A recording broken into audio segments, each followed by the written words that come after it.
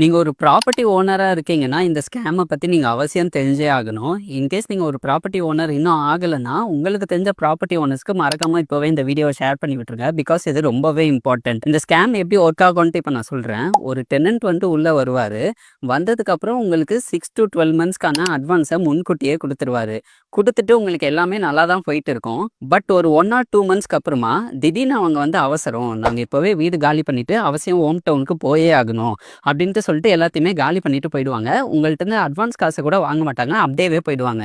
சரி நீங்களுமே நினைச்சுப்பீங்க, அடுத்த டெனன்ட் வர வரைக்கும் இந்த அட்வான்ஸ் காசுமே நம்ம கையில நிக்கும். நம்மளுக்குமே எந்த பிரச்சனையுமே இல்லன்ட்டு. பட் அவங்க வீடு வெக்கேட் பண்ணிட்டு ஒரு 2 வீக்ஸ் கழிச்சு உங்களுக்கு ஜிஎஸ்டி கவுன்சில்ல இருந்து ஒரு நோட்டீஸ் வரும். இந்த அட்ரஸ்ல ரெஜிஸ்டர் பண்ணியிருக்கிற கம்பெனி வந்து ஜிஎஸ்டி ஃப்ராட் கமிட் பண்ணியிருக்காங்கன்ட்டு. இங்க என்ன நடக்கும்னா, உங்களோட போட்ட ரெண்டல் அக்ரிமெண்ட்டை அட்ரஸ் ப்ரூஃபா யூஸ் பண்ணி ஃபேக் ஆதார் கார்ட்ஸ் வச்சு கம்பெனியை ரெஜிஸ்டர் பண்ணிடுவாங்க.